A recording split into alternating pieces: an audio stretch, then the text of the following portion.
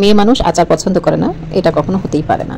কারণ আমরা যখন মেলা অথবা বাইরে ঘুরতে যাই, অনেক সময় দেখা যায় ভ্যান অথবা কোনো স্টলে যখন আচারের স্টল থাকে, সেখানে বার্মিজ আচারে কিন্তু চোখটা আটকে যায়। আর বার্মিজ আচারের বিশেষত্বই হচ্ছে কালো মিচমিচে এবং খুবই সুস্বাদু। এই বার্মিজ আচারটাই আমি তৈরি করেছি এবং কিভাবে তৈরি করেছি আজকে তোমাদের সাথে আমি সেটি শেয়ার করব।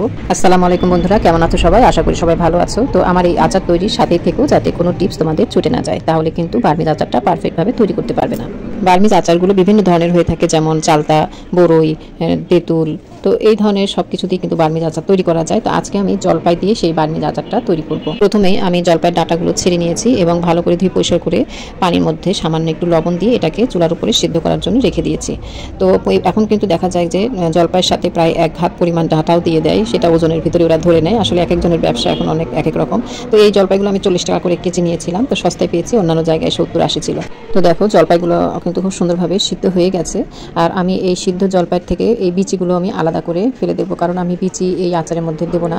আর বিচি দিলে জলপাইটা অনেক বেশি হয়ে যায়, সেখানে কিন্তু চিনিটা অনেক লেগে যায়। আর জলপাইয়ের আবার বিচি আবার অনেকেই পছন্দ করে। অবশ্য তোমরা চাইলে বিচিটা ফেলে দিতে পারো। আর বার্মিজ আচারে বিচিটা না দেয় ভালো, কারণ আমি এগুলো একদম নাড়ুর মতো করে ছোট ছোট করে গোল করে রাখবো। তাহলে বিচি থাকলে কিন্তু সেইভাবে নাড়ুর মতো করে গোল করা যাবে না, এই জন্য আমি সবগুলো বিচি ফেলে দিব।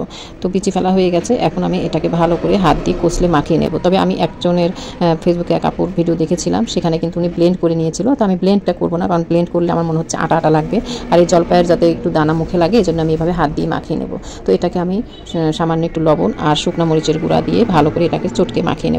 আর হাত দিয়ে চটকালেই কিন্তু অনেক সুন্দরভাবে চটকে যায়, এই জন্য আর ব্লেন্ডারের প্রয়োজন হয় না।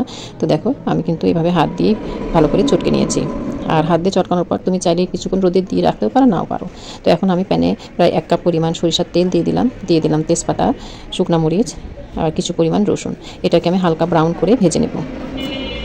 আর মনে রাখতে হবে এই বার্মিজ আচারে তেল আর চিনিটা কিন্তু একটু বেশি দিতে হবে। তো এখন আমি দিয়ে দেবো আদা, জিরা এবং রসুন বাটা। এটা আমার ডিপ ফ্রিজে ছিল, এটাকে আমি দিয়ে এটাকে আবার ভালো করে কষিয়ে নেব। আর তেলটা অনেকটাই ফুলে যাচ্ছিল, যেহেতু আদা রসুন বাটা দিয়েছি। এখন আমি সিদ্ধ করে রাখা এবং মাখিয়ে রাখা জলপাইগুলো অল্প অল্প করে দিতে থাকবো, একবারই দিয়ে দেবো না। আর এই আচার তৈরির জন্য তোমরা চাইলে অবশ্যই ননস্টিক ফ্রাই প্যানটা ব্যবহার করবে, তাহলে আচারটা তৈরি করে তোমরা আরাম পাবে। কারণ এই আচারটা অনেক সময় কড়াই লেগে যায়, আর কোনো সময়ের জন্য একটুর জন্য হলেও নাড়া বন্ধ করা যাবে না।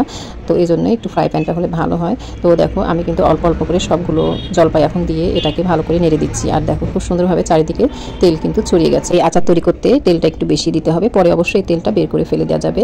তো এখন আমি দিয়ে দেবো 5 ফোড়নের সেই গুঁড়া করে রেখেছিলাম আচারের জন্য, সেই 5 ফোড়নের গুঁড়া প্রায় 2 টেবিল চামচের মতো আমি এই সময় দিলাম। আমি পরবর্তীতে কিন্তু আরও দেবো। তো এখন দিয়ে দিলাম চিলি ফ্লেক্স, অর্থাৎ শুকনো মরিচের গুঁড়া করে রেখেছিলাম। আর আমি 5 ফোড়ন যেটা তৈরি করেছিলাম সেটা কালো জিরা, ডালসুম বাড়া, মৌরি, ধনিয়া, সরিষা সব কিছু মিলে আমি একটু তাওয়ার উপরে টেলে নিয়ে তারপরে ব্লেন্ডারে ব্লেন্ড করে নিয়েছি। বাস তৈরি হয়ে গেল আমার মশলাটা আচারের। তো এখন আমি দিয়ে দিলাম পরিমাণ মতো লবণ। আমি কিন্তু প্রথমে হলুদের গুঁড়া আর লবণ দিয়ে জলপাইটা মাখিয়ে রেখেছিলাম, এই পর্যায়ে কিন্তু আমি সেভাবে মেজারমেন্ট করে নেব। এখন আমি দিয়ে দেবো 2 কাপ পরিমাণ চিনি। এখানে আমি জলপাই নিয়েছি 1 কেজি, সেই হিসাবে জলপাইয়ের থেকে বিচি বের হয়ে যাওয়ার পর প্রায় হাফ কেজির মতো জলপাইটা হয়ে গেছে। এখন আমি সেই হিসাব করে জলপাই যদি হাফ কেজি হয়, তাহলে চিনিও হাফ কেজির মতো পরিমাপ করে দিয়ে দেবো, তাহলে কিন্তু একটি সুন্দর মেজারমেন্ট হবে। আর বার্মিজ আচারে সবসময় চিনিটা একটু বেশি লাগে, যেহেতু কালো মিচমিচা হয়ে যায় করতে হয়। আর এই তেলের মাধ্যমে, তেল আর চিনিতেই কিন্তু এই আচারটা একদম কালো মিচমিচে হয়ে যাবে। এজন্য এই পর্যায়ে খুব ভালোভাবে এটাকে জ্বালিয়ে নিতে হবে। আর এক মুহূর্ত কিন্তু জ্বালানো বন্ধ করা যাবে না, কারণ এই সময়টা জলপাইটা নিচে লেগে যেতে পারে, যেহেতু চিনি দিয়েছি। আর এখানে ননস্টিক প্যানের জন্য কিন্তু এই আচারটা তৈরি করা অনেকটাই সহজ হয়ে গেছে। আর এমনি যারা তোমরা কড়াই তৈরি করবে, তাহলে একটু তেলা কড়াই দেখে সেই কড়াই তোমরা তৈরি করতে পারো। দেখো খুব সুন্দরভাবে এখন একদম কালারটা দেখো ব্রাউনভাবে চলে এসছে। আসলে এর মেজারমেন্ট করতে হবে যে আমি কী পর্যায়ে রাখবো। আর এই পর্যায়ে আমি কিন্তু তেল আস্তে করে ঢেলে রেখেছি এক সাইডে, কারণ এত তেলের আর দরকার লাগেনি আমার। শুধুমাত্র প্রথমেই কিন্তু অনেক বেশি তেল দিয়েছি, আমি এই তেলগুলো বের করে নিয়েছি। এখন আমি সেই 5 ফোড়নটা আবারও 1 টেবিল চামচ দিয়ে এটাকে আবারও মাখিয়ে নেব।